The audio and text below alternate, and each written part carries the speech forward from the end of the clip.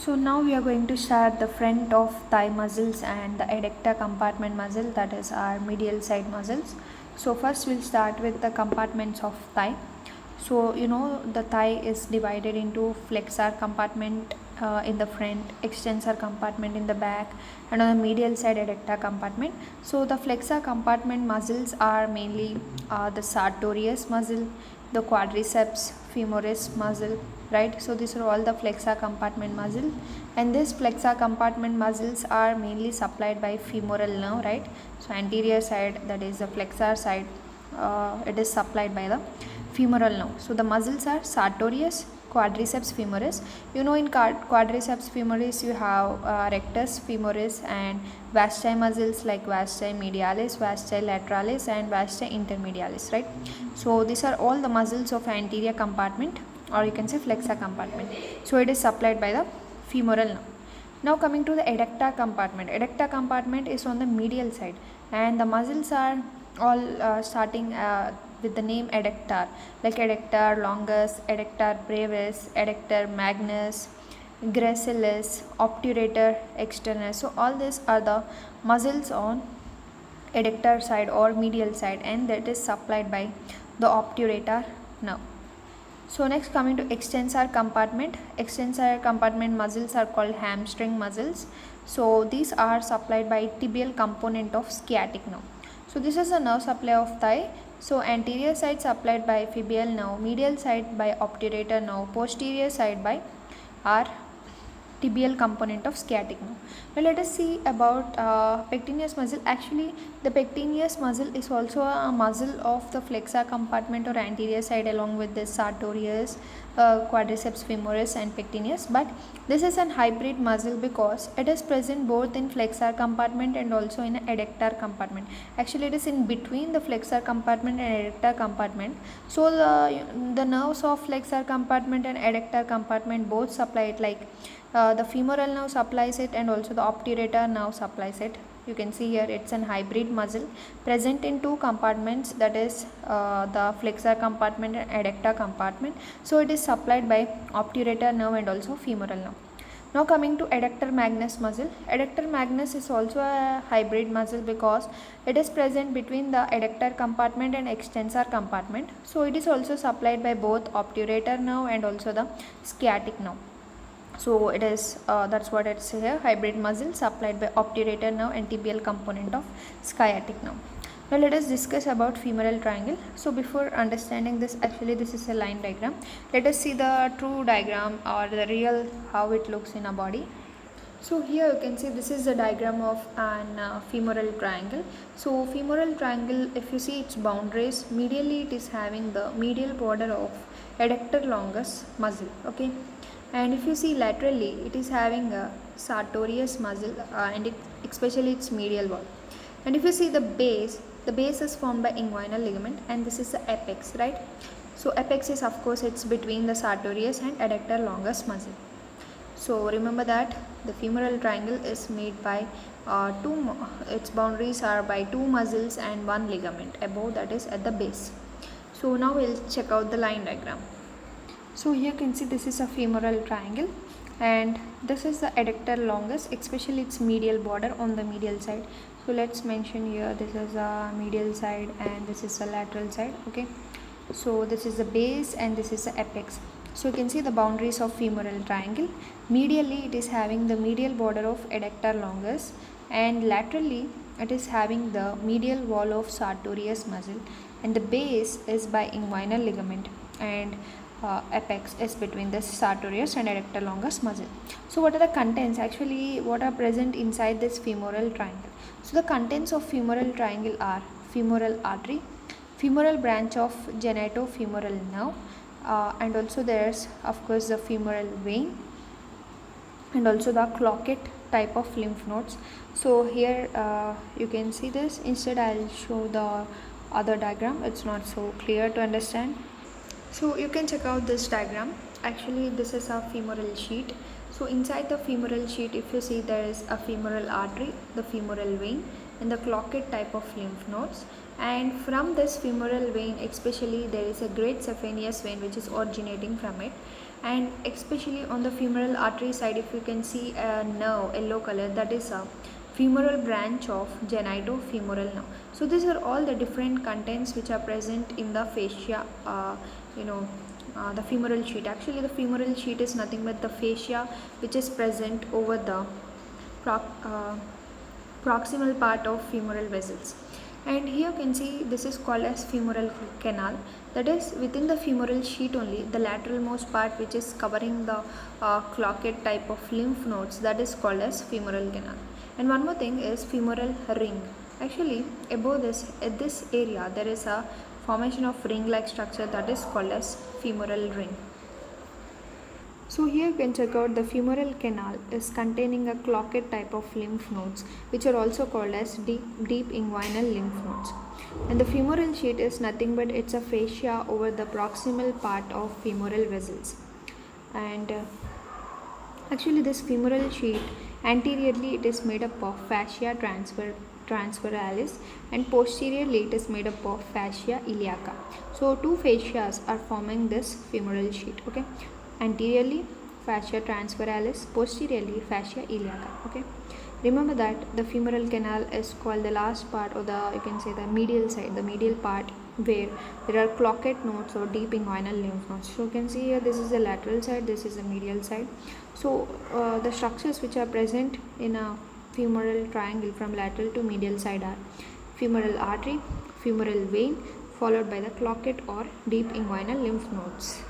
So here you can check out this diagram. Actually this is a content of the femoral triangle, or you can say the fascia around it, that is the femoral sheet. So from medial side to lateral side, if you observe, first you have femoral artery, next you have femoral vein, and next you have the cloquet type of lymph nodes, and upon that there is a femoral ring, right? So now let us understand the boundaries of the femoral ring.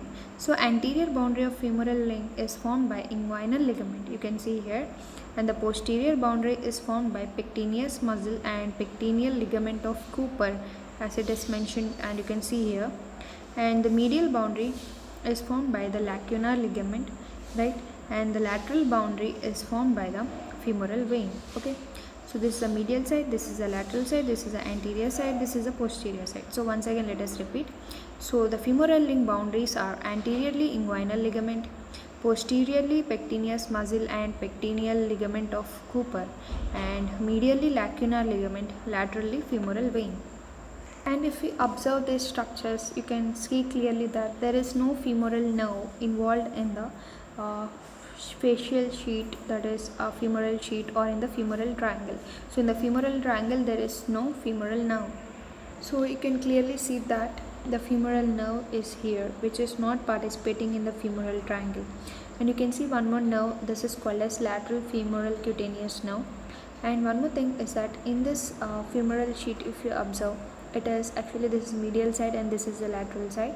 So if you see the muscles from medial side to lateral side, medial side you have the adductor longus muscle, and you have next the pectineus muscle, and next you have the psoas major muscle, and after that you have the iliacus muscle. So from medial to lateral side, if you see, this is the order of muscles which are forming the floor of the femoral triangle. So if you remove these vessels, you can clearly observe the floor of the femoral triangle.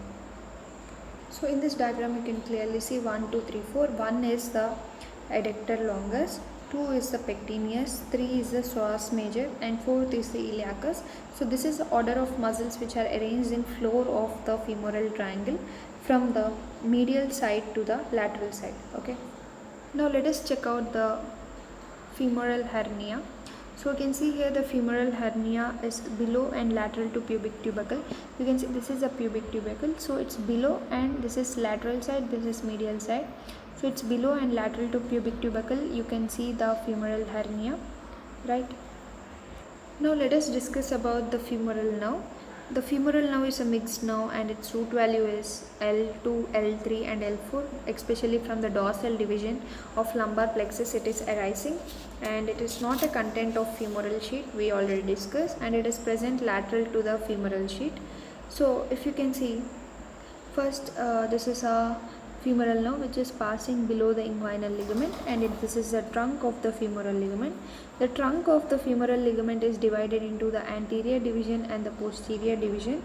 Especially it also gives branches, muscular branches to the iliacus muscle. You can see here to the iliacus muscle, here to the iliacus muscle, and also it is giving branches to the pectineus muscle. Here this one is the pectineus muscle. Especially this pectineus muscle is behind the femoral sheath. If you remember, the boundaries of femoral ring, the posterior boundary of femoral ring is pectineus muscle. So like that you can remember that behind the femoral sheath there is pectineus muscle. So mainly the femoral nerve supplies to the pectineus muscle and also to iliacus muscle. So here you can check out the femoral nerve first have trunk. It gives one branch to iliacus muscle and one branch to pectineus muscle behind the femoral sheath, and this trunk is in turn divided into anterior division and posterior division. The anterior division gives two cutaneous branches. One is the medial femoral cutaneous nerve, one is the intermediate femoral cutaneous nerve, and it gives one motor branch to the sartorius muscle. And next, coming to the posterior division, the posterior division mainly gives one cutaneous branch, that is the saphenous nerve. Only one cutaneous branch, saphenous nerve, and you know that the saphenous nerve is the longest cutaneous nerve of our body. And next, coming to one motor branch, that is to quadriceps femoris muscle.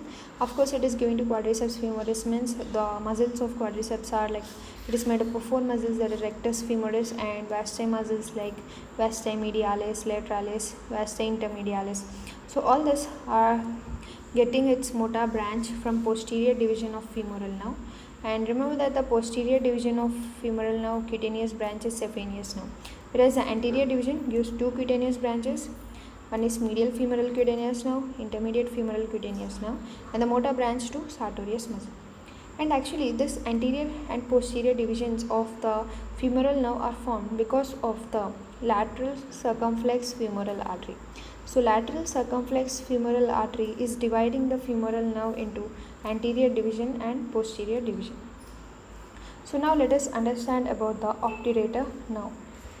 So in this diagram here you can see this is the obturator nerve. Actually it is also having an anterior division, and this is the posterior division of obturator nerve. It's mentioned here, this is a posterior division and this is an anterior division.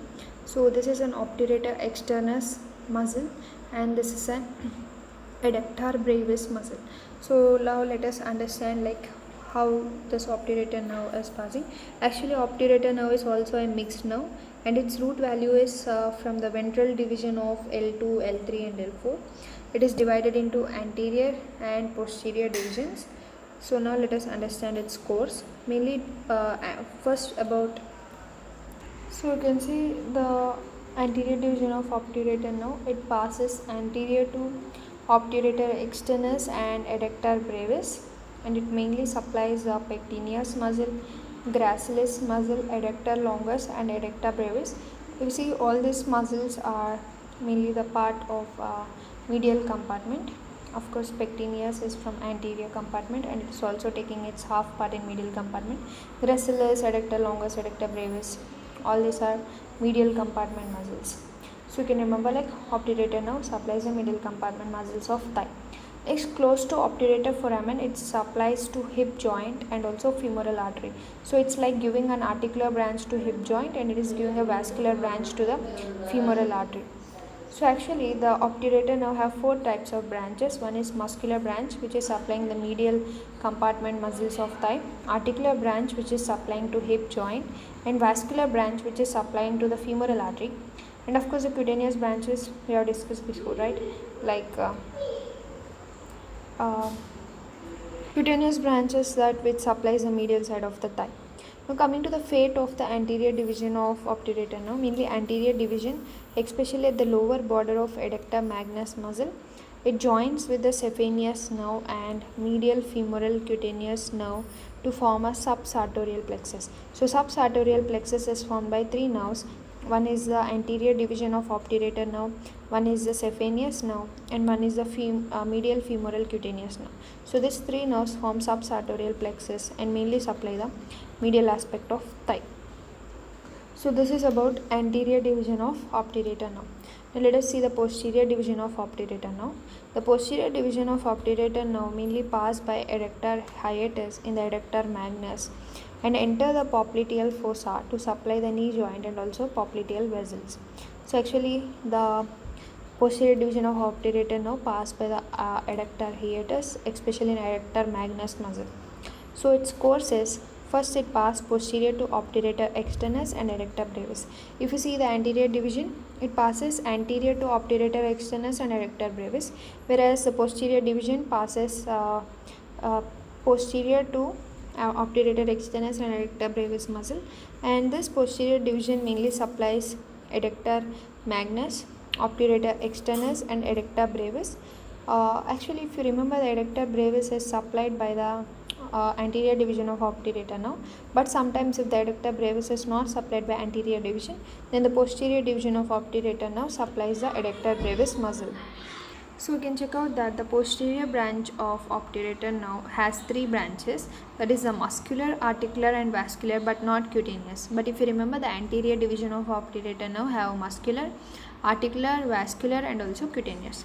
Now let us check out about quadriceps femoris. So in this diagram you can see quadriceps femoris is mainly made up of four muscles. So the first one is rectus femoris, as you can see in this diagram.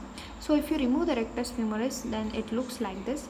You can see the different vastus muscles like vastus lateralis, vastus intermedialis and vastus medialis.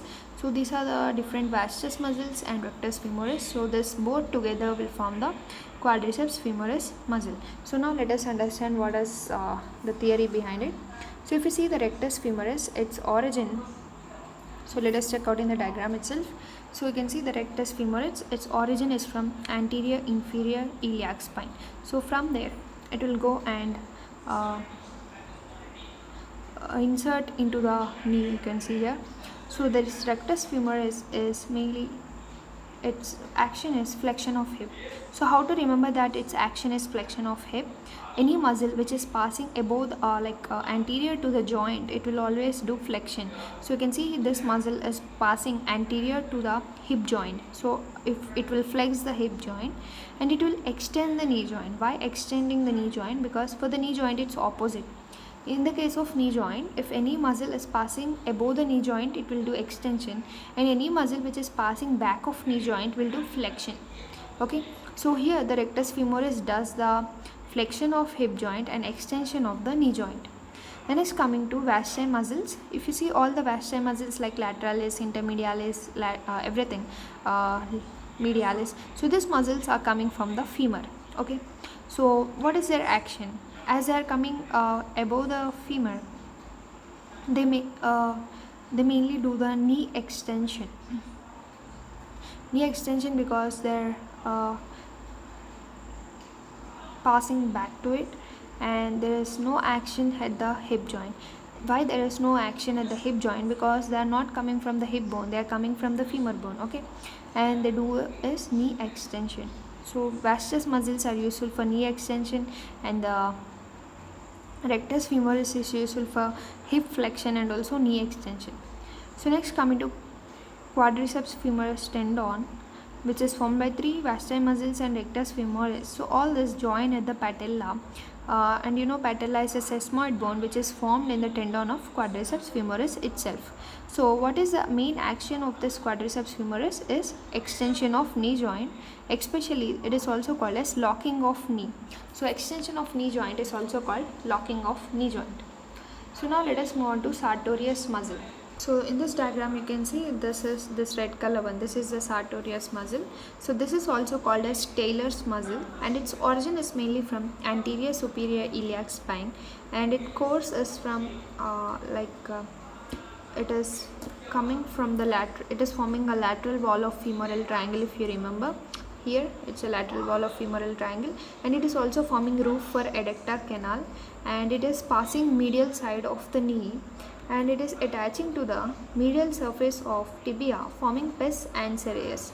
So what is pes anserius? Actually in this medial side of tibia, exactly at this same point, there is insertion of some other muscles like sartorius muscle, gracilis tendon, and also semitendinosus. So these three muscles together form pes anserius, that is, they look like duck leg. So what is the action of this sartorius muscle? You can see it is passing laterally to the femur, means it will also do flexion for sure. So it does the flexion of the hip joint, okay, and it does the abduction and lateral rotation of hip joint. But for the knee joint, you can see it is passing medial to it. In the knee joint, it will do the medial rotation and also flexion. As for the knee joint also, it is moving above the joint, so for the knee joint also it will do flexion but medial rotation. But in the case of hip joint, it will do flexion of hip joint and abduction and lateral rotation of the hip joint. So now let us discuss different ligaments of the hip joint. So here you can check out the different ligaments of the hip joint. The first one we are going to discuss is iliofemoral ligament. So this one is iliofemoral. According to name, it is coming from ilium and it is attaching to the femur. So this is iliofemoral ligament. It is also called as the ligament of Bigelow, and this is the strongest ligament. So its origin is from anterior to inferior iliac spine and it's shaped like an inverted Y shape, you can see. And this insertion is into the intertrochanteric line of the femur. And the function is mainly prevents the hyperextension of knee joint. So it prevents the hyperextension of the especially hip joint, okay. So now coming to ischiofemoral ligament, as the name you can see, it is coming from the ischium and attaching to the femur. So ischiofemoral ligament is in the posterior part of capsule. You can see in the posterior part of the capsule of the hip joint, right. And the main function is it assists the iliofemoral ligament in its action, that is, it assists the hyperextension of the hip joint. It also prevents the hyperextension of the hip joint. Next, coming to pubofemoral ligament. So it is coming from the pubis bone to the femur. So this green color one is the pubofemoral ligament. So pubofemoral ligament origin is from pubic crest and superior ramus of pubis, and it is insertion is it is blending with the capsule of the hip joint, and the main function it also prevents, but it prevents the hyperabduction, not hyperextension. So remember, pubofemoral ligament prevents hyperabduction, whereas iliofemoral and ischiofemoral prevents hyperextension, okay. So next let us start with ligament of head of femur. Actually head of femur also have one ligament that's function is it doesn't give any support to hip joint, only it conveys the blood vessels. So remember, head of femur have one ligament which is not giving any support to hip joint, it is just conveying the blood vessels. Now we'll discuss about the adductor canal. You can see this green color structure, this is called as adductor canal. So adductor canal boundaries, let us check out now. The roof is by sartorius muscle here, and the posterior medially you will see the adductor longus and adductor magnus here. You can see the adductor magnus, and also there's adductor longus muscle posteriorly here, you can see. And anterolaterally there is vastus medialis muscle. So anterior medially there will be vastus medialis muscle, and so that's it. These are the boundaries of adductor canal. So what are the contents? It has a femoral artery, femoral vein, and also nerve to vastus medialis and saphenous nerve. So note that the femoral vein is situated behind the femoral artery in adductor canal. So actually the femoral vein is behind the femoral artery in adductor canal. And remember that the saphenous nerve crosses the femoral artery anteriorly. So these are like some of the important points. Saphenous nerve crosses the femoral artery anteriorly in the adductor canal.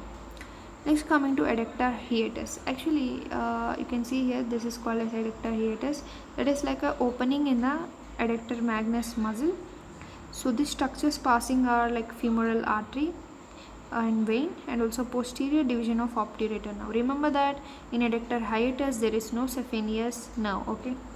Only there are femoral artery and vein and posterior division of obturator nerve, and this femoral artery and vein only they continue as popliteal artery and vein. So next, last one is about popliteal fossa. So let us discuss about popliteal fossa. The boundaries you can see here, this is superior side, superior medially, superior laterally, okay, and this is inferior medially, inferior laterally, okay. This is lateral side, this is medial side. So you can see boundaries. Superior medially there is semitendinosus, and also there is semimembranosus muscle. So here there is semimembranosus, semitendinosus, that is superior medially, and superior laterally there is biceps femoris muscle, and inferior medially there is medial head of gastrocnemius, and inferior laterally there is lateral head of gastrocnemius, and also plantaris muscle. So these are the boundaries of popliteal fossa. So now let us see what are the arrangement of structures in popliteal fossa. Okay, so in this diagram you can see, especially in the proximal part, let us see what is the arrangement of structures from especially the medial side to lateral side in proximal part. So first you will have the popliteal artery, next you will have the popliteal vein, after that you will have the tibial nerve. So this is the arrangement in the proximal part of popliteal fossa. And if you need to observe the popliteal vein, that it's lateral to the popliteal artery, okay, in the case of proximal part. But if you see in the lower part, the popliteal vein will be medial to the popliteal artery. See this diagram here, you can observe that the popliteal vein is medial to the popliteal artery, but first it is lateral, but in the lower part it is becoming medial to the popliteal artery. So if you see the structures of arrangement from medial to lateral side in lower part, first you will get the tibial nerve, after that you will get the popliteal vein, after that you will get the popliteal artery. But in the proximal part, first you have popliteal artery, next you have popliteal vein, next you have tibial nerve. But lower side, first you will have tibial nerve, next you will have popliteal vein, next you have the popliteal artery. So you need to observe that the vein is becoming first lateral to the popliteal artery, but in the lower side the popliteal vein is medial to the popliteal artery. And one more thing, the tibial nerve crosses the popliteal vessels. You can see the tibial nerve, it is crossing the popliteal vessels from lateral side to medial side. So from lateral side to medial side, here it's mentioned medial side, lateral side, so from lateral side to medial side. Next, the common peroneal nerve. So you can see common fibular nerve, it is nothing but called as common peroneal nerve. This is in the medial side of biceps femoris tendon. Okay, so next, finally, what are the contents of the popliteal fossa? Along with popliteal artery, vein, you will see the small saphenous vein also. So let me show that.